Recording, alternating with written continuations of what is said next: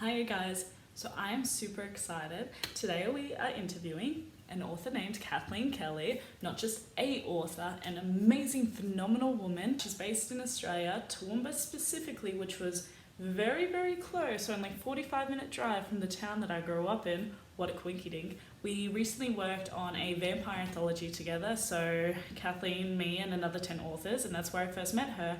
And we really got along, and so she has bravely nominated herself to be the first author that I interviewed for this series, and I'm just super excited. She is such a successful, independent, self-published author. She started in 2014, the same year that I did as well, which is amazing. She has so much to offer when it comes to knowledge, so I'm super excited to ask what tips and advice she has for other authors and little bits of questions that maybe other people may have not asked her, and I just hope that we all get to know her a little bit more.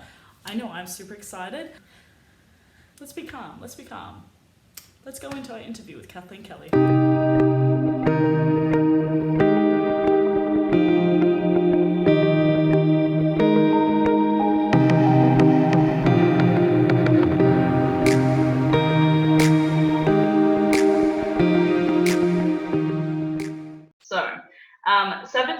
Savage Angels is your first in your book series.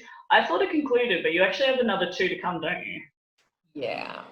Savage Stalker, first in series. Originally, when I wrote the series, it was only going to have 5 books, and it just turned into 9.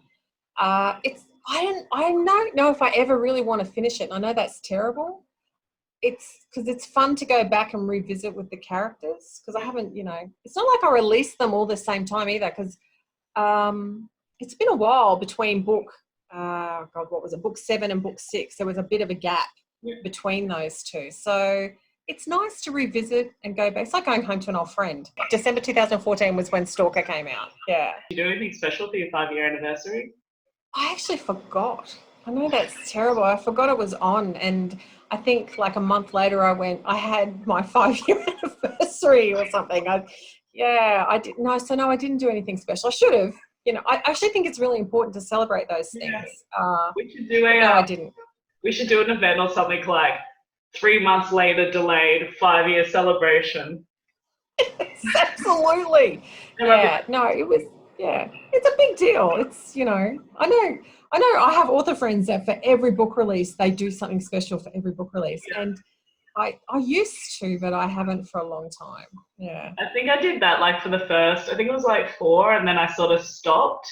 And then now that I brought out book 15 last year, actually, in your vampire anthology. And I was like, yeah, I need to start. So I went out for a drink and dinner or something, because I think it is such a massive thing to focus on. So I think it is important to celebrate. It is, and it consumes you. It really does. When you write these things, it consumes your life for a little bit. So yeah, we should celebrate that it's done and it's out in the world. How long did it take you? So 1, what made you want to write Savage Stalker? And 2, how long did the process take you? Like when you decided you wanted to start and then you started writing until you started doing the editing and publishing process? Okay, so July 2014, I quit my full-time job. I had a friend who is actually quite big in the industry, and I helped her with her first couple of books, and she sat me down and she said, "You're too good not to be writing your own stories," because I would go through. Yeah, it was very sweet. So I sat down and I wrote Stalker. And it was funny because I asked her for advice all along the way, like, because she writes MC, and I said, so, and she said, well, rock stars are really hot right now, so why don't you combine MC and rock stars? So we did that. And Stalker, honestly, it was the easiest book to write. It just all came out. So I had that finished, I think, by the October. So it was all ready to go. But we I can't remember, I think we just were doing build up. So, she was very good and she promoted me to everybody, and yeah, I was very lucky my first time out. So Stalker got just, I think it was the 10th of December 2014 he came out, and it went bang. It sold 7,500 copies in 4 weeks. What? Yeah. Wow. Yeah. For a first time author. Yes. Can I tell you though, like, because my friend is so big. Yeah. Can we ask? Are we allowed to ask who the friend is? No. one of the size of that. Because she's huge, she's big. And I just assumed, because her books always get in the top 100, so why would mine? You know, I thought that's how it worked. I had no idea. I wish I could go back to being that naive. So my book hit the charts at 4,500 and I was really disappointed. I remember saying to her, but yours are always in the top 100. And Stalker did climb to 259, I think, which is just amazing for a first-time author. That's phenomenal. Yeah.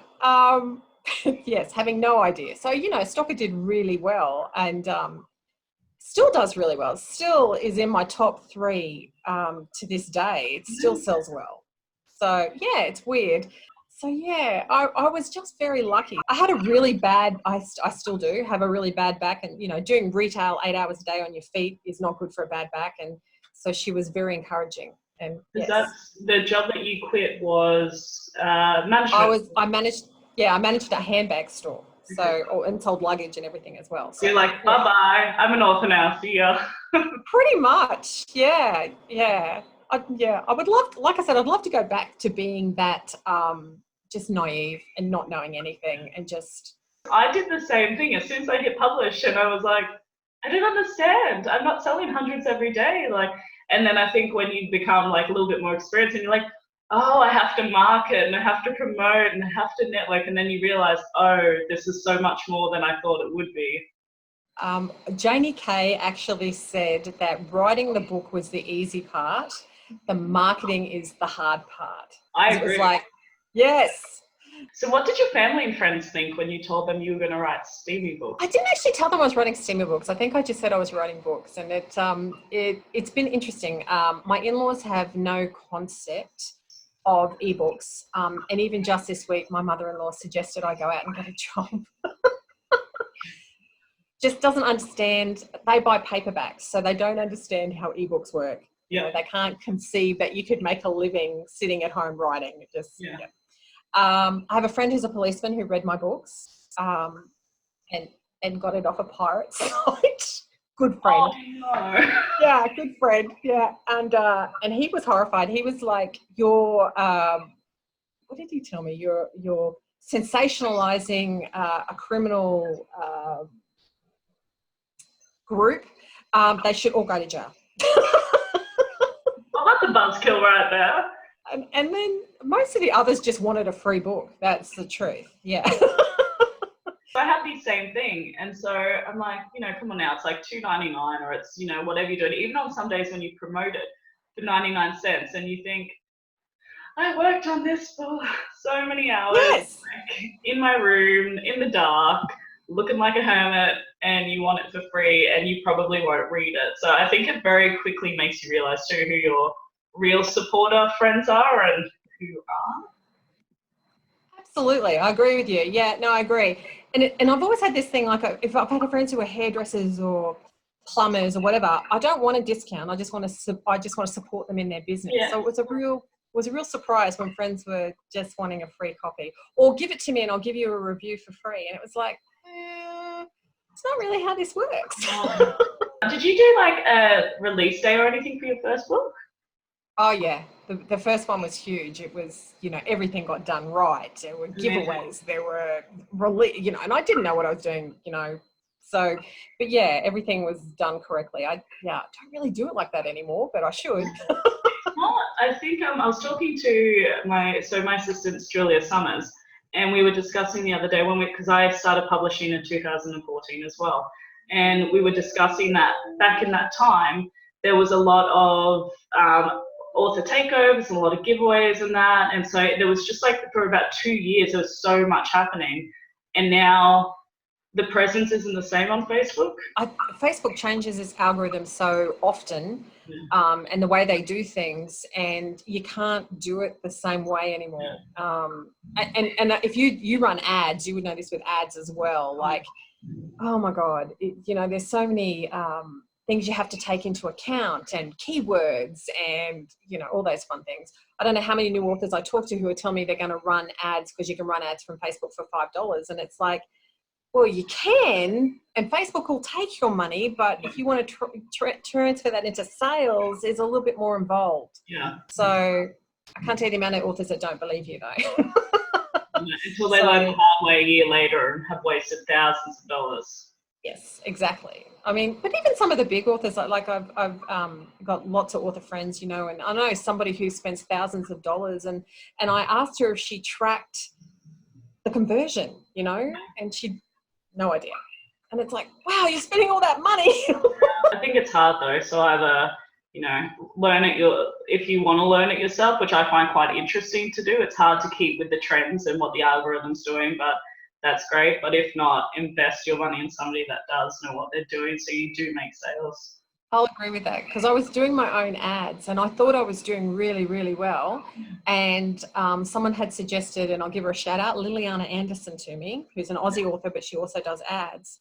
So I said to her, can you just have a look? Tell me what you think. She basically told me my ads were shit. Destroyed. Yeah. So Liliana does all my ads now. So what was her name again? I'm just going to pencil her in. Exactly. Liliana Anderson. Lovely lady. Here's something that I taught you, which I'm super excited about. You do not know that on Goodreads, you can see how many reviews and ratings that you have for your books. So you have over 7,000, which is a massive feat. So it's hard enough to get one rating and review. So having over 7,000 is amazing. So I know that in the industry, there's a lot of pressure, obviously, on having ratings and reviews, because that's where we think new readers are coming by to see, you know, they have over 100 or they have over 1,000. They're a really popular author.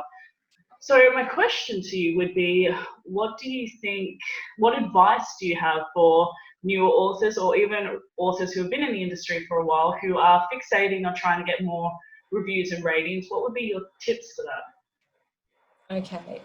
The first thing is, because I'm sure, like a lot of authors, I'm in lots of little groups and we all chat to each other. And I went into one of my bigger groups with bigger authors and said, you had said I had 7,000 ratings and it was massive. And did they do anything in Goodreads? And all of them said no. Because I thought maybe I can impart some sort of knowledge. One of them actually, and I'm going to say her name wrong, Betty Schreffler. Sorry, Betty, if I've just bastardized your name. Betty does, yes, Betty does, she does actually paperback giveaways in there, and she says they work quite well. But as for getting reviews, I think one of the worst things authors do is we only want 5-star reviews, which is ridiculous, because I don't like everything I read. So they're not everybody's going to like my books, and that's okay.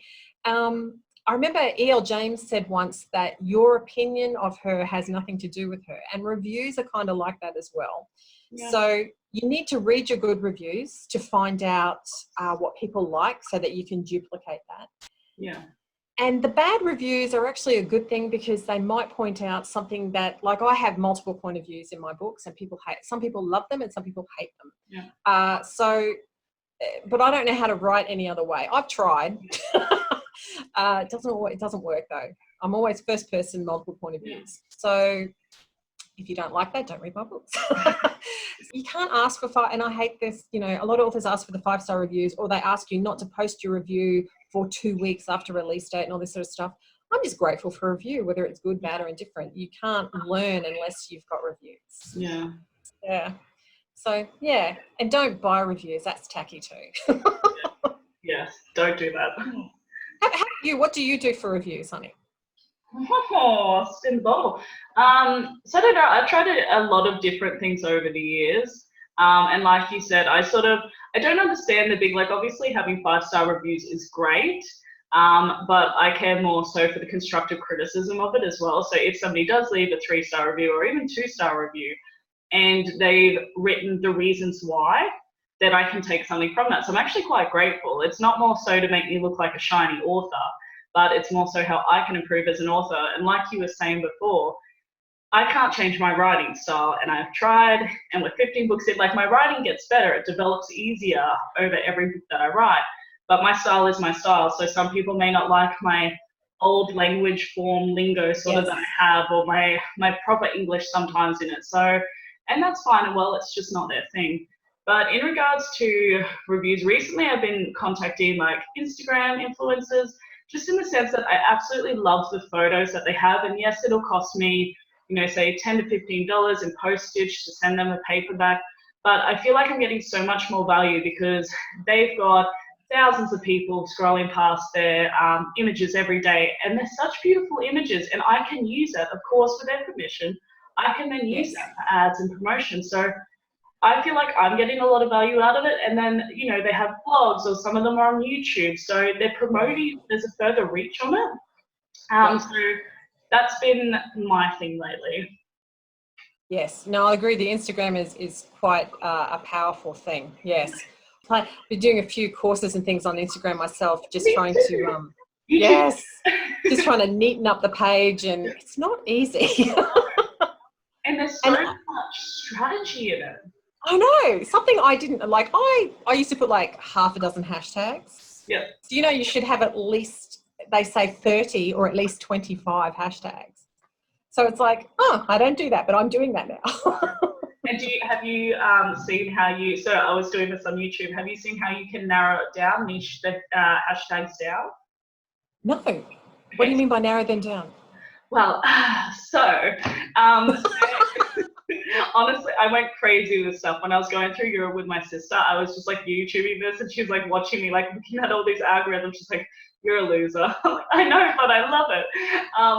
But so basically what you do is you go through, so how you can look up hashtags, so you can look up accounts, you can look up hashtags. Yes. So say if I look up hashtag travel, and then you're going to come up with a page with, the top 9 or whatever it is. So the goal is to be trending on those pages. So if you go travel, obviously travel's a massive hashtag, and it'll show you how many people shared it. So it might be 50 million people shared that.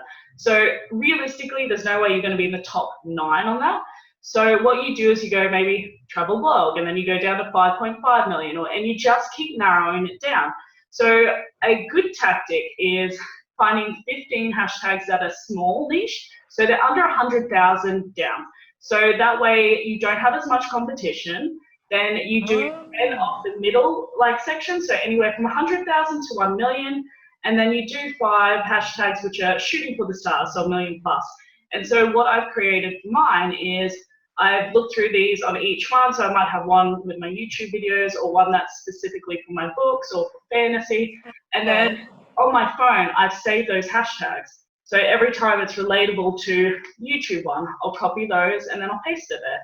And they also recommend posting, commenting instead of putting it in your caption, just because it doesn't look as messy. So put your caption on there and then put it in the comments. And I have seen a difference with that. And of course, much like Instagram, check your insights, because it blew my mind when I first started doing these hashtags and I checked insights. The first post I did, I gained another 500 views on that post just because of the hashtags I was using, what the insights are saying and what's working for you, because Instagram is very forthcoming at the moment. Trying to color code, trying to do all the hashtags, but that's a good tip for the hashtags. Yeah. I love it. It takes like 10 minutes to find it, but I think it's worth it. So yeah, absolutely. And let me know how it goes, actually. I will. Yeah, I'm tempted to check now, because I actually haven't looked at the insights on my thing since I started changing things. Helping Kelly find hashtags for Instagram. Account, just a little shout out. Oh, it's Kathleen Kelly, author. It's easy. Obviously, being an author is great. What's the most uncomfortable position you've ever been in from being an author? Oh gosh, there's been a lot, to be honest. There's been more good than bad, though. Unfortunately, I would love to tell you stories, but if I start telling stories, everyone's going, "Oh, I know who that's about." There's been more good than bad, though. I don't like to dwell on it either. It's funny, stories all spring to mind, but if you talk about them, you just bring them back to life, and all those people. I either not in the industry anymore, or I no longer have anything to do with them, so they're not in my life anymore, so I don't see any of their rubbish. So advice, if you have drama llamas in your life, and we all have them, just unfollow. Just have nothing to do with them, and then you don't see the drama. And as a new author, advice, nobody wants to know. I have a horrible back. Nobody wants to know I've got a horrible back. They just want to know that I'm writing, what I'm doing. They just want to know the nice things. So don't put the miserable stuff on Facebook. don't complain about people, just move on. Just, they'll get theirs in the end, and they do. And I guess too, that's when you find too, it's like kind of being in high school again, you find your author community group that fits you, and you can talk about your back and things like that, like the real background stuff to them. But I think you're right in the sense that a lot of the time readers and other authors only want to see the rewards and the success opposed to all the hard work behind the scenes. Actually, I will tell you about something that just happened to me recently. I re-released a book called Spark. It was called The Spark Ignites, and I renamed and called it Spark. Yeah. And I searched on Amazon to make sure there were no other sparks, and there was a spark, but it was a paranormal thing, and mine is MC. So I thought, I'll be fine. Unbeknownst to me, another MC author whose name I have forgotten, sorry, lovely, she's in New Zealand. She had also an MC story, which she had renamed Spark. But because it hadn't been released yet, and we both released on the... Are you serious? Yes. And suddenly my inbox was flooded with all these messages because I had been to New Zealand for an author signing. And I was getting all these people saying, clearly I had stolen off her because I had been to New Zealand and I had stolen off her, and it was like, oh, this is stupid. This is just ridiculous, because Facebook tends to be a bit of a witch hunt. Yeah. So I released a statement, and I put both covers up, and explained that it was a complete accident, and I'd had this cover I'd had it for ages. I just hadn't released it yet. And then the tide turned. I had people like, is it Golden Sersniak? Did I say his name right? Sorry, Golden, if I've said your name wrong. I apologise 100 times. Another friendship. Yeah, and I had all these people commenting, Kathleen's doing it right, be like Kathleen, So the whole tide turned in my favour, and it was amazing how quickly people who were, suddenly my inbox was full of, oh, you're so wonderful, instead of, oh, you're such a bitch. Yeah. So yeah, it's important to try and handle it with grace and a little bit of decorum, I guess, and try not to react, because at first I wanted to react. I have a wonderful husband who's like, Facebook is forever, don't do that, Facebook is forever. That's a crazy coincidence on the same day. My gosh. It was weird, hey? It was really weird. So, yes. So what's been the highlight of your career so far? Okay, so when book 3, Savage Town, got released, Stalker, Savage Fire and Savage Town were all in the top 10 on iBooks. So that was huge. Yeah.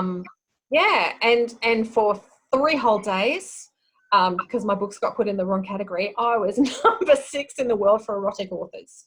So that was... Yay, that's amazing. Yeah, that was exciting. Well, it was exciting, It was, such a long time ago now. But no, that was a big deal. That was... that was great fun. It was, when you have people like James Patterson in the top 10, and I was above James Patterson, and I had 3 books in the top 10.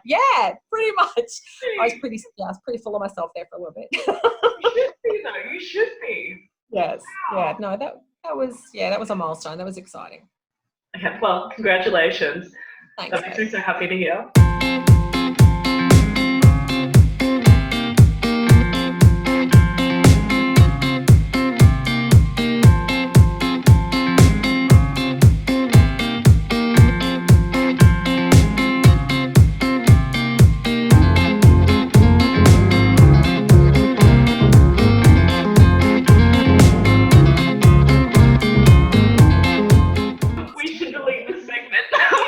We're going to delete this bit, aren't we?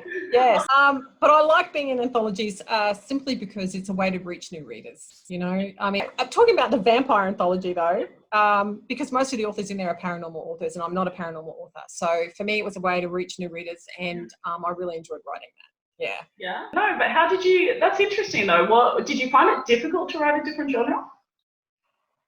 I've wanted to write a vampire story for so long that I wrote that in like 5 days. It just came, it never happens. And then I went into the MC anthology, and that took me 6 weeks to write. Okay. I don't know why, but yes, but no. So yeah, like I said, I've always wanted to write a vampire story. So Yeah, it just flowed. Are you releasing that separately? Because Yes, amazing. When are you releasing that? probably early April. Amazing. Yeah, I'll look yeah. But I'm going to release that under K Kelly, just to try and different, because I don't want people thinking I do write, if they read that and then they look at my MC books, they'll be bitterly disappointed because they're so different. So, do you think then going to Kate Kelly, do you think that maybe you're happy that that's opened up an avenue for you if you do want to write? Do you have any interest in writing paranormal further down the track? Yeah, I do. Yeah, I've got a whole series planned for those books. So they may not sell as well for me because I'm not known for paranormal. Yeah. But as an author, sometimes some things you have to write. Yeah. Like my bread and butter is MC, so I'll always write MC. But artistically or creatively, it's good for me to write something different. Yeah. What did you want to be though? When you were a child, did you always want to be an author or? Going to make everybody laugh. No, I want to be a solicitor. That's what I wanted to do when I grew up. As a child, you wanted to be a solicitor? Yeah, I really love debate. So that was, yeah. Well, that's and I haven't changed. Character. Yeah, I haven't changed much. I still really love a good debate. But that's my personality too. I like to face things head on, which is not always good for some people. They don't know how to handle me. Yeah. And I'm that person that if I'm angry with you, I just go, blah. Yeah. And then I'm fine. I've let it all out and I'm happy. You're rocking in the corner somewhere, but I'm okay. I'm fine. So yeah, it's I have mellowed as I've gotten older. But yeah, life kind of got in the way. My mum, I had an old mum, and she made some very unwise decisions. And at 15, I had to actually leave school and look after my mother. So I went back to night school when I was 19 and got my high school diploma that way. Wow. My poor mum, yes. She trusted the wrong people. But we learn sometimes from others' mistakes, don't we? Absolutely, we do. Yes. Yeah. And yeah. Full circle, you're now a best-selling author. Exactly. So what was your favourite book to write and why? Out of all the books that you've written, what was your favourite? Truth was my favourite book to write. But it was also my undoing. That's going to sound silly. But Truth was just, I don't know, his character even now is always loud in my head. He's always been the loudest character. So I released that in 2016. And my books normally always sell really well. And I had a bunch of author friends who told me that I shouldn't write a rock star book, that I'm not Kylie Scott, that it's not going to sell. And I can remember thinking, I've got a big following, I'll be fine. And it didn't. It tanked, and it wrecked me. It hurt my ego. And when I say it tanked, it got to 4,500 on the charts and stalled, which is not bad. Yeah, it's not bad. But for me, it's still a great success. But for me, that was like, oh my God. Yeah. So especially when you're risking it a little bit as well, and you're trying to prove that you can succeed in it, which you still did. It wasn't as truthfully, as you thought it would be. I think it was the fall that I needed to have, because I was a little bit arrogant. I was a little bit full of myself, and it took me a long time to write after that. But it was, it's still my favorite book. It still doesn't sell that well. I am writing a part 2 though. That'll be out in June. So it's the next band member's story. So it's still my favorite book. Still my favorite. It's one of my favorite covers too. So that's right. I think when book 2 comes out, it'll be fine, because it'll revamp book 1 again. You'll have a massive party and it'll be great. And you will get into that top 100. Thank you. Focus, Instagram, Facebook, we've got this. Hashtags are important. Hashtags. Yes. What do you think the hardest thing? I know a lot of people bedazzle what they think the life of an author is. And I know personally, I have a lot of hardships with it from time to time, but in saying I'm a very optimistic person. But I want to know, obviously you're a very successful writer and author. What do you think the hardest thing about being an author is? We spend so much time in our own heads, and I don't know about you, but because I moved to a new town as well, so I don't have a lot of friends here. I do have a small circle now, but spend too much time in my own head. So you can blow things out of proportion sometimes that people say to you. spent some time today actually with another author friend who's just got first edits back and she's devastated. And it's like, yeah, you just got to go through the process. It's just, actually, edits don't worry me to be, not to belittle my friend's hardship, but for me, it's just the next piece of the process. So, yeah, I don't know. I just, yeah. I'm struggling, actually. I'm trying to write a story right now and I'm struggling with it. It was supposed to be at the editors on the 1st of December. So I'm a little bit behind. Just a little bit. Just a little bit. And I'm not even sure why I'm struggling so much with this book, because I read it and I think it's good, but then I can't write it. So it's, I keep stepping away from it. I keep writing the ending and then coming back and going back to the middle. And I just need to get out of my own head, I think. All right, so this makes me want to ask another question then.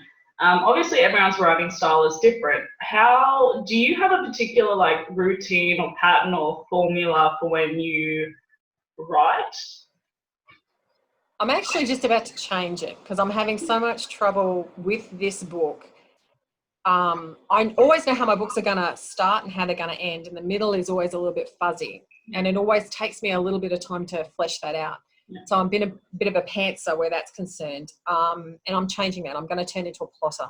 And I know some people are like, oh, you shouldn't, put yourself into a box and all that sort of stuff, but I think it's important for me anyway that I need to have a guide, even if it's just one sentence like, I don't know, boy meets girl, and then the next chapter is they kiss or something like that. I just need to have a guide to stick to so that I don't get lost in the middle. So, do you do that? Do you get lost in your stories? Yes and no. So my writing style is a little similar but different. So I found what works for me is once I have an idea, so I'll mull on that. And usually mine derive from dreams or, just daydreaming, but I'll daydream for a couple of days. So I always think about the psychology behind my character, which is how I create them. And that's the patterns of how they'll act into the next scene. So I know where I want them to be. So I'll be like, this is going to happen and this is going to happen. And I'll have sort of dot points, but I let them react to the situations that happen. And all the time it blows my mind when I'm writing. And then my main character, she'll do this and I'll be like, wow, like I didn't know that was happening. And even in my Token Huntress series, the third book, it's a 5-book series. I published the third book 2 years ago. Sorry, guys. And there were things that were still blowing my mind. Like I just realized who the ultimate bad guy is and other secrets that came out. And all along when I was writing, I was thinking, why is my character doing this? Like, why is this particular person acting this way? But that was true to them. So I always write how my character's behaviors are. And then 3 books down the line is when it's revealed to me as a writer why that's happened. So it just, I don't know if it's the most conventional way, but that's how it happens. Yeah. I understand that because it's like your subconscious is doing things and you don't, and like, I think I had that happen to one of my books where I wrote something and I thought, I don't understand. And then at the end of the book, it all came together. It was like, Give the little light bulb moment. And you're like, no shit. Yeah. But I honestly, like, I hope this doesn't make me sound like a psycho, but my favorite characters to write are like the serial killers and the sociopaths. And so I loved writing the vampire book that we were in on. So mine was a Mad Hatter Vampire Prince. And it was basically the concept of, a rich, pompous vampire prince who was crazy and out of his mind, meeting a crazy scientist woman. And so they couldn't trust each other as far as they could throw each other. But it's like, think of a Joker and Harlequin, like it's just such a toxic relationship. But I thrived in writing it because it was so messed up. And I love writing those characters because, to explain the process of their thinking when it's not rational thinking is fun. Yes, I'll agree with that. Yeah, it is fun. Yeah. All right. So the one that everyone wants to know, what novel are you working on at the moment? Spark of Vengeance, which is part 2 to Spark. You see a theme with my books here: Savage, Stalker, Savage, Fire. Now we've got Spark of Vengeance. So every title has to start with S. Yeah, actually, maybe I like S's. And I like names starting with D, I've discovered. Dane and J. I love names starting with J. But anyway, So yeah, Spark of Vengeance. It's so close. It's honestly, and it's been so close to being finished for weeks, but it's so close to being finished. How long So, have you been writing that one for? oh, blimey. Honestly, I gave myself so much time to write this book, and I think that was half the problem. I gave myself my editorial date was the 1st of December, and I think I had 3 months to write it. And so it's been way past that. It should have been finished. And and now, of course, there's all that added pressure was I was supposed to have it done, so I can't. Yeah, I'll get there though. I think that's one of the hardest things I find being a independent published author is obviously we have to have discipline and we have to put our own deadlines on it. And so I'm writing a book at the moment. It's a secret project, but I'm writing at the moment, and so it's different to what I've written before, and I'm absolutely loving the writing process. But I have a lot of other things happening, like just in my personal life as well. Like I'm working on numerous projects, but we need time for ourselves as well. And I learned the hard way about burnout and just that kind of stuff. So I think there always is that impending doom for authors who do have high expectation of themselves to release a certain amount of books every year, because you do feel that the self-pressure is worse than anything. Like you probably get emails from readers asking, when's this book coming out? When's this book coming out? And that's fine, it's encouraging in a sense, but I don't think people understand the inner turmoil we have when you've got so much self-pressure happening and then your body saying, just let me rest, or my brain needs a break. How do you manage that? How do I manage that? I tend to move away from social media, and which is bad as well, because people like to interact with you. So I tend to move away from social media. Thankfully, I've got a team that when I do that, they pick up the slack for me. So sometimes it doesn't look like I've moved away. Sorry, people. Surprise! Yeah, surprise. Yeah. But you have to have those sort of things in place. I know that like I said, at the moment I'm stuck, and when I'm stuck, I'll go for a walk through the day to try and clear my head. And you mentioned daydreaming. Daydreaming is really important for character development, I think. So I tend to do that a little bit. So it's when you walk. Where do I walk? No, I live near a lake. Walking. Yes, daydream. Yeah, it's bad to daydream when you're walking. I live near a lake, so I walk down to the lake and stuff. So how many snakes do you see? Actually, since we've moved to Toowoomba, I have never seen a snake. I found skins. Yeah, I know. Since we moved up here. Everyone who's watching this, that is rare in Australia, especially in Toowoomba, which is a country city. I know. Okay. It's weird, isn't it? Hubby has seen them. I have, thankfully, not. A few years before we moved up, I was with my mother-in-law and we were walking. And I'll never forget, all of a sudden she grabbed my hand and she turned around and started walking in the opposite direction. And I thought, oh, she's holding my hand. How sweet. No, I nearly stood on a brown snake and she didn't want to scare me. So she just grabbed my hand and took me in the opposite direction. Still sweet moment. Such a sweet moment. Life or death moment. Yeah. You don't want to get bit by one of those, do you? No. So, yeah. But no, I've been pretty lucky. It's amazing. I think like social media is a blade for anyone, a double-edged sword. Just because like personally, I don't like being on social media so much.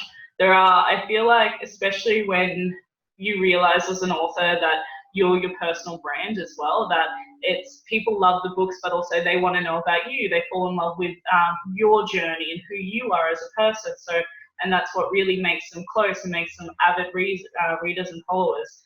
And so I think it's hard because you do, like I know personally, I post a lot of myself on social media in regards to like my travel or, doing yoga or whatever, what I'm eating. Yes, I'm one of those people that post on what I'm eating. But it's hard to, because I wish I wasn't on social media so much as well, but I noticed a massive decline in interaction when I took a break for a year or so from social media, and I'm getting back into it now.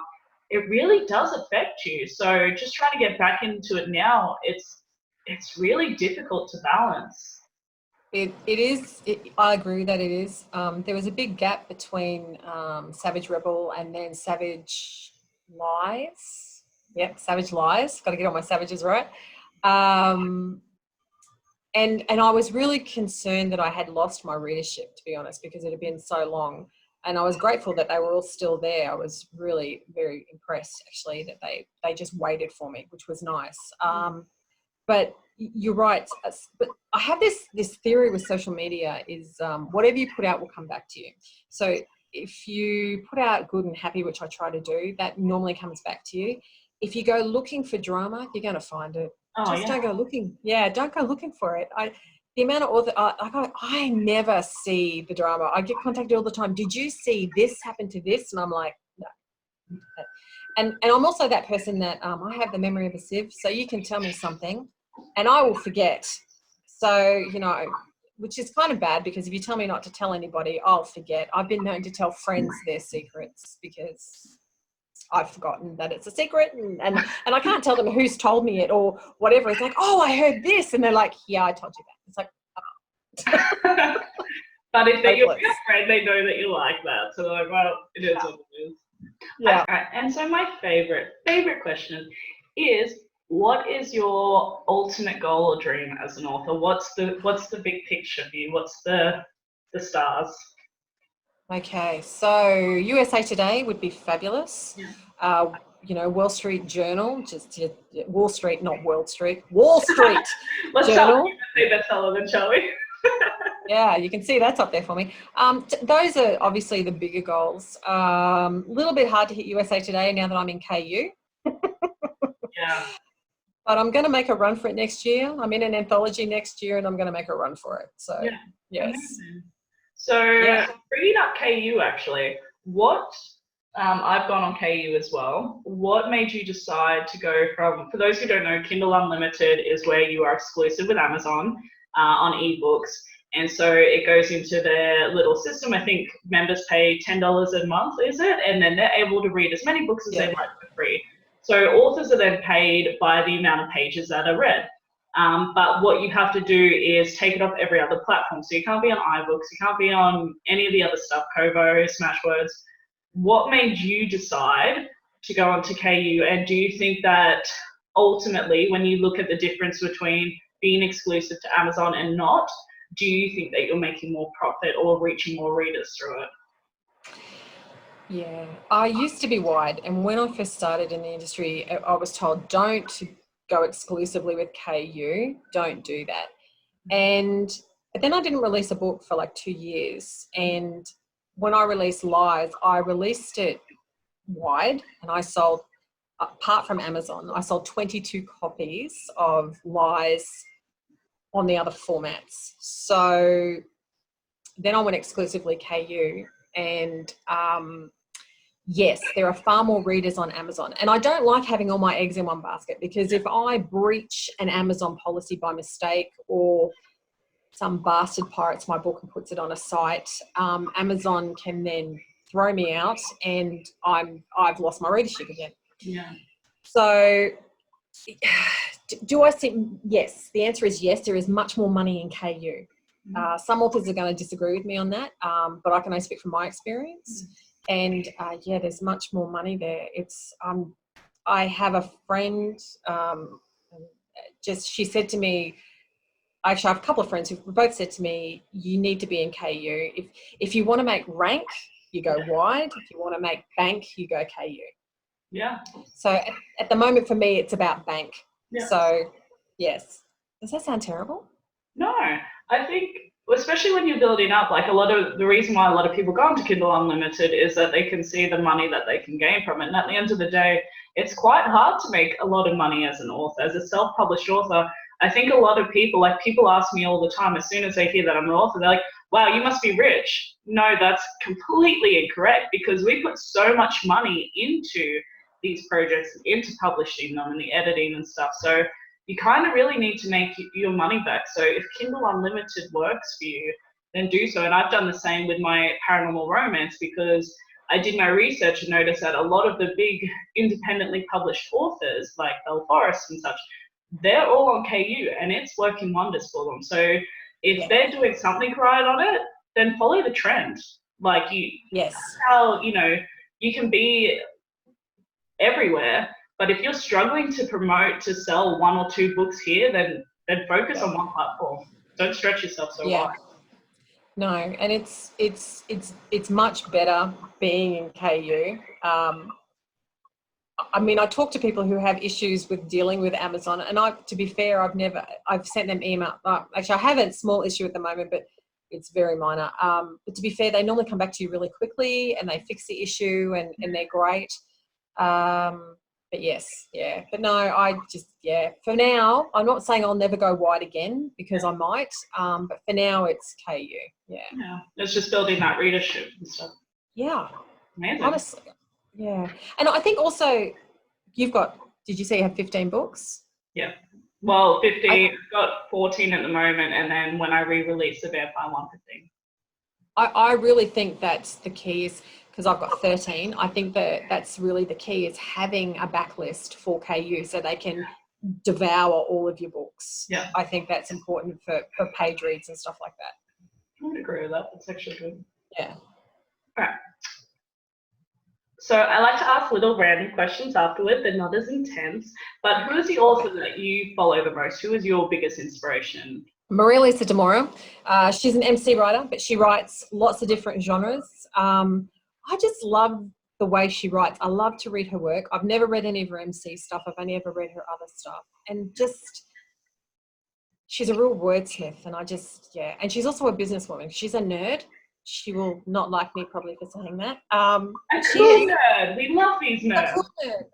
The first time I met her, because I hadn't released a book in so long, she asked me, so I used to track, and I do track now, how book one sells this many, and then the carry on from that is this much, and the carry on from the next one. And I used to track it all, and I stopped because I hadn't released a book. And she looked at me and she went, "Oh, I thought you were one of the authors that treated it like a business. Clearly you're not." And it was like, just decimated me. I love her. It was the best thing she could have done. And I still now, even just today, I contacted her today to ask her something. And she's amazing. Like, I've been over there and seen her, and she's come out here, and I've been to see her out here. And where is she from? She's in the US. Okay. I couldn't actually tell you. I've got her address. I'm sure she'd love me if I put that out there. Just put it down here. She's a real person. She's associated with an MC. Yeah. She's this down to earth. I've only ever met a couple of people like her in the world, where they mean what they say and they say what they mean. And once they are your friend, that's it. And that's her. She's just very giving. Not a lot of authors are. You would know that. Like, some authors you meet are just, but she's lovely. Amazing. I'll do a little cyber stalk after this and have a look at her work. Absolutely. I actually, because I'm a fangirl as well, because I'm sad, but when she came out to Australia, she came out for Fictionally Yours Melbourne. Okay. And I've been trying to get into that signing for years. Yeah, I was like, no biggie, whatever. Yeah. So I said to her, do you have an assistant? And she's like, you don't want to come as my assistant. I'm like, yeah, I do. I want to come and I want to spend time with you. And so it was kind of funny, Kathleen Kelly's my assistant. So, but it was funny because most people didn't recognize me. It wasn't till I went back the next day that I wandered around a bit. People were like, oh my God, we didn't know it was you. So that was funny. It was great fun. But yeah, like she had people order like 25 books and stuff like that. Multiple people do that. Oh my God, it was huge. I guess especially coming from the States, like, yeah, well done. Yeah, she's just, so to be fair, I've only read like 3 of her books. I've read, I want to call it hard copy, and that's not what it's called. Paperback? Every time, hard something. It's fabulous. It's a very different story. Alice Sweets. I love Alice Sweets. I even bought a copy of that, got her to sign it. It's somewhere in my house. And a lovely, sweet little romance that I can't remember the name of it. It's about surrogacy. It was fabulous. There you go. Amazing. Yes, I'm a huge fan. Can't remember the books. Read all her blurbs and then find the books that we're talking about. Scavenger hunt. Yeah, that's right. Yeah, do that. Bad friend. Oh. Yes, no. So yeah, Maria-Lisa DeMora. And then And somebody else I admire who I talk to just about every day as well is K.E. Osborne. I don't know if you know her. Yeah. She's a, you know Kim? I Yeah. think So at one of my previous signings, I think I was sitting across from her. yeah, she is also very giving and loving, and she's an amazing. She's helped me. Actually, she's one of the main. Her and her mum, Kathleen Osborne, who's an editor, who is my editor, were one of the main ones that came through and told me that I needed to be in KU. So yeah, just amazing. Yeah. I love too that when you really find the people like your author community, people really take you under your wings. So when I first came into the industry, I was, I think, what was I, like 19, turning 20, so I was a baby. And I remember You're still a baby. Yeah, I don't know, it's starting to, no, I'm kidding. But I remember going into my first signing, it was on the Gold Coast. I was so nervous, and I went with my friend, and I didn't know what to expect. I hadn't even gone to a signing as a reader. So, and then one of the ones, I don't even know how it happened, but one of the authors that I love, and she has a heart of gold, is Margaret McArthur. And so I kind of like, it's a very good, loving friendship, but I definitely feel like, especially in my first couple of years, she took me under her wing a little. And it's really nice when people like see one that you have potential and they believe in you, but also having that friendship. Like, because Margaret's a cracker. You know Margaret, don't you? Can I tell you a story about? Can I swear? Yeah. Can I tell you a story about Margaret? Okay. Margaret always. So the first time I meet Margaret, and she says to me, like I introduced ourselves, you know, and she said to me, "Oh, my favourite word is cunt." Yes. And I'm like, yes. Okay. Yeah. So we're at a signing. She's standing there and she's talking, you know, and I just kind of leant over her and just very quietly went cunt at her. And there was a woman behind me who gives me this look, and I'm like, oh my God, I don't do that. I'm so sorry. And and this woman says to me, "What is your name?" And I put my hand over my name badge and went, "Jodie Perry." And ran away.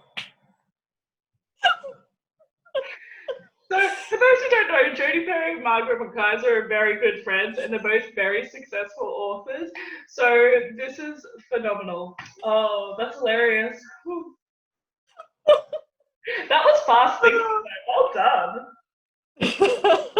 Yeah, because, you know, I don't talk like that. So it was like, oh no, I can't tell them who I am. Margaret will bring out the worst in you, the best and the worst in you, but yes. There's photos. She is lovely. She honestly, she is the one of, I have so many good words for her. Like, she is, in my idea, the ultimate author. Like, she is who she is, but like before you, behind the scene, like, and she creates such educational, mind-blowing, tear-jerking books. I love her work, and I love who she is as a person. So I feel very blessed to have met her, and then other author friends as well, but she has definitely been a highlight through my career to have in my little author bundle. So check out her website. Yeah. So what is your favorite food? I love Thai food, and if I'm just at home, I like to cook up pumpkin and burn it. So I love pumpkin. What do you mean you burn it? Like, do you just like? No, so it goes all black. Yeah, it's not charcoal, but it's all black. Yes. So is it? It's not just roasted. It's burnt. Oh, it's roasted. Well, it's roasted, but it's until it goes black. It's got to have black on it. Yeah. It tastes good. Trust me. Okay. I'm gonna send you a photo like tomorrow. It's just gonna be like smoking pillar. You'll be like, that's too burnt. I'll still eat. I've eaten a lot of burnt stuff because I burn food often, but I'll still eat it. Just everyone's like, you can't eat that. I'll be like, it's fine. Crunch, crunch, crunch. I'll be like, it's out of the point. What's your favorite color? My favorite color is yellow because it means friendship. But I would never ever wear yellow because I'd look horrible. Because I don't want friends. No. So red is my favorite color to wear. So you see it. Yeah. Yeah. But no, yeah, yellow. I like yellow. It's a happy color. It is a happy color. My favorite color is red. Although I can't really wear red anymore. I used to when I had darker hair and I could, and now with the blonde, it's just horrible. So if you're dyeing, really? Yeah, I'm just like, if you're dyeing your hair, guys, just keep that in mind. I still wear red. Girl, you're crazy, but you encourage me. Every video I do now is just gonna be in red. What's your favorite animal? My favourite alcohol, did you say? Well, yeah, actually. Animal. Animal. Alcohol. Where's my brain at? Sometimes it's like 10 o'clock there. So yeah, what's your favorite alcohol? My favourite alcohol, it changes. I like gin at the moment, but I really like Fireball too. So Oh, rough. yeah, I don't do rum. No, don't do rum. No, I can't do No, rum. But Fireball's good. No, that's foul stuff. That's awful. I actually did the Bundaberg rum. I had a friend come over from the States. We went there and we did the whole tour. And at the end, they gave us all those samples to try, and I gave mine away. They were horrible stuff. Yeah, couldn't drink it. I wanted to like it. Sorry? But she drinks Fireball, ladies and gentlemen. Yes, Fireball's good. And my favourite animal is my cat, Grace, who just turned 19. So, wow. yes. She's old. Damn. Is she still, like, how active is she? Like, 19 is crazy. She's blind. So she only stays in the house now, although she still does try to escape. She suffers with arthritis a little bit now, but she's on medication for that. But she still gets up and down off the bed. She still eats. She still does everything she's supposed to do. She's a cranky old woman in a fur coat, and she rules the house. Yeah, she's actually nice to me now that she's gone blind, because I'm the one who's home the most, so she's nicer to me now. But yeah. Now she can't. Maybe she can't smell all that burnt pumpkin. I don't know. No, I'm kidding.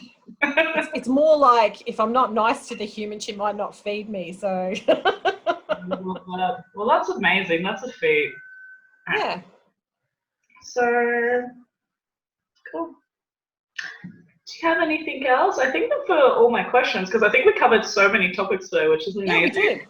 I love coffee time. What do you have anything else you want to add, or any special messages to new readers or authors or new readers? Please buy my books, and reach out to me and tell me if you love them or hate them. I don't mind. I'll still like you. New authors, if you ever need any help, yell out. Some authors won't help you, but I always will if I can. Don't be a douche if you're a new author, and tag me in your posts unless I actually know you. Yes, actually, that's It's a shocking thing to do. Yeah. It's annoying, and I had somebody do it to me recently, actually, and then I reached out to the author, and it was actually her PA who'd done it. So it's all, and I understand it's hard to make it to have a social media presence. But you have to put groundwork in. Like, you have to actually talk to these people and network. Yeah. Yeah, that's exactly right. I'm actually up here in Toowoomba, or over here in Toowoomba. I'm part of the Toowoomba wordsmiths, and I'm actually giving a talk in May about social media and stuff like that. So it's important to build your social media presence on whatever platform you're comfortable on. So, for me, it's Facebook and Instagram. I am on Twitter, but I don't really understand Twitter, to be honest. I'm just, I'm there for the sake of being there. Honestly, so I probably should get off. I'm the same. Well, I've got like 12,000 followers on Twitter. So when I first came on... Holy cow. That's a lot, dude. It is, but I don't do anything with it. Like, when I first came on, I really built my Twitter platform. I don't even know why it was Twitter that I wanted to build on massively, but it was Twitter and Facebook. But then I don't use Twitter, so I need to reignite a flame with that, because I'm like, there's 12,000 followers there that I'm not interacting with, which is me being a fool. So, but I agree. You sound like me and Goodreads. Yeah, don't worry about Goodreads. I'm done with Goodreads. Oh dear. But I think you've got to put in the hard yards, and it's not always easy. And there's always, like, I think a big thing is as well, like, as you grow as an author and your platform, things change, you need to find authors that are still bigger and better than you I don't want to tell you to outgrow your friends, because you need those friends, but you need to find other people that you can aspire to and that can help you. I think that's really... Yeah. Yes. But don't, so how many times have you heard it, they've made it big and they don't talk to me anymore and all that sort of rubbish. Don't be that person. No. Yeah. No. So, it's important to just keep, going, finding those people. I feel like you could probably relate to this too. I love people who, so obviously I've been doing this for what, 5, 6 years. We've both been doing this for just over 5 years. And I love even when I started or even now when you meet somebody and you haven't known them for very long, or they haven't been a massive influence in your life, or they're just an associate, and they're like, when you're big and famous, don't forget about me. And I'm like, but you're not in my life. Why would you know? So that one I find quite funny, but Yeah, I'll agree with that. Yes. so Yeah. just remember your actual friends is the message here. Yes, absolutely. Anyway, that's it. Yeah, thank you so much for joining me. I'm sorry it went so Thank late. you. You just That's okay. easy to talk to you. It's like ba ba ba ba ba. Yeah, you've got 3 hours worth of footage cut down to 1. This will be hard. But You'll be fine. So the YouTube, because I've often thought about doing a YouTube thing, but haven't done anything with it. Is it something that's working for you, honey, or is it new? So it's new for me. The reason why I started doing it was because my roommate here, she is a YouTuber. So she's a Canadian chef. She's got like 40,000 subscribers, and we've known each other well for a year now, lived together for 8 months. And so I've seen all the hard work that she puts into it, and she's almost earning a full-time income from it. And it's sort of, she's been telling me, she's like, for years, like not for years, but for months, she's like, Kai, get onto it, you can do this. And for me, I was like, it's just more time, you know, I want to focus on writing. I've already got so many other projects happening. And Yeah. but in the grand scheme of things, where I'm wanting to shape my career and my future, I do want to have a voice and a platform where I can reach more people. And you know, a lot of things I started realizing, because there's a couple of authors over time I mentored, or people like ask you questions, and things that I think are everyday knowledge or common sense in the industry, a lot of people don't know. So I think I devalued myself and my experience over the years and what I knew. So if people take something from it, then that's what I'm hoping for. It is putting a bit more strain on my work-life balance, because obviously it's more hours putting into it, and I don't have a huge following at the moment, but it's all about sticking with it and building it slowly. You're not going to make it overnight, which I think is something that you just need to come to terms with straight away. But I can see a slight growing in it, and it's a different way too, that eventually, you know, you can make an income from it eventually, but also it's a very flattering package, I guess, as well. Like as an author, if I approach agents or publishers and be like, yeah, I am seen as, you know, not an expert. I would never claim myself as an expert, but I'm passionate about what I do. And if tips and advice I give to somebody offers them guidance, then I'm really happy to do that. And eventually I want to get into like mentoring and coaching, and I'm just kind of trying to find my path. So for me, this is a good way for self-exploration as well. So that's why I've started. I'll agree with the whole you don't value your knowledge enough, because I know that I went to the Australian Romance Writers Association. They had a conference here a couple of years ago in Brisbane, and predominantly traditionally published authors. And I was doing a pitch to different publishing houses, and I had like my little folder all ready, and I was sitting next to a lady who asked to have a look at it. And so she opened it up, and I think on the first page I had all my social media stats. Yeah.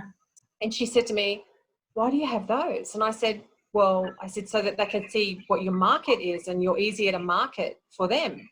And she went, I could never be on Facebook. And I said to her, I said, you need to pick a social media platform, and you need to, an older lady. And it was interesting, when I went to pitch to the publishing houses, all they wanted to know was my social media stats. Yeah. And like, they didn't even ask me about this. I had the story there and everything, and it was a sports romance, which I'm going to release later this year. And they just, you know, I think it was Harlequin who actually, she just gave me a card and said, you know, send it to me. Yeah. And it was like, wow, you know, and all she did was look at my social media stats. So. And I think too, I think a lot of people forget, because I did the same thing. Like I pitched, I think Harlequin, and then I pitched to agents, and then this is so bad, there was another big publisher too I pitched to, but I can't remember. And obviously, and that's fine. Like, you know, we didn't go through with a contract or anything like that, which is fine. They weren't for me. And also I know my writing style is a little bit different, you know, it doesn't fit to and they do have a model example. So, They do. and I'm okay with not fitting in that because I like how my writing style is in my books. But these days, and I think a lot of authors don't realize when they're trying to go from self-publishing to traditional publishing, what traditional publishers are after is what they can sell and what they can market. If you already have a big platform, it's going to encourage them to take you on because they're already going to make book sales from that. You already have a following. So the more attractive you are in that sense and the more active you are in the community, they don't want, and they will tell you in pitches, they don't want a one book, you know, a one-hit wonder. They want somebody that wants this to be a lifelong career, money that they're going to keep making from you creating books. So, you know, you do unfortunately have to invest that time in getting a readership and a followingship before you pitch it. I mean, how many authors do you talk to, especially the newbies, who release a book and just expect it to sell? And it's like, man, there's 7 million authors on Amazon. You got to put in the groundwork first. You're not going to go from 7 million to top 10 by just hitting publish. Unfortunately, nobody knows who you are unless you tell them who you are. That's exactly right. I mean, I know that there are overnight sensations. I know that they do happen. They hit a niche and they go bang, and God, I'd love to be one of those. But also in the sense they are the ones though that have done, you know, pre-orders, and they have done the right works and efforts and networking and promotion before then. They haven't just clicked publish and somehow made it. They've done all that groundwork. Yeah, you're right. Yeah, not easy. It's not an easy industry, you know, and you've got to have a thick skin too. Anyway. Thank you so much for joining me. And thank you. You've been my little guinea pig for the first one. Thank you for joining me. And who knows, in a couple of, you know what, I might have to split this into two. But who knows, I may see you in the next couple of months and we'll do another one. You're on. Okay. Yep, not a problem. All right, honey. Have a good day. Will do, and have a good sleep. Bye. All right. Bye, lovely.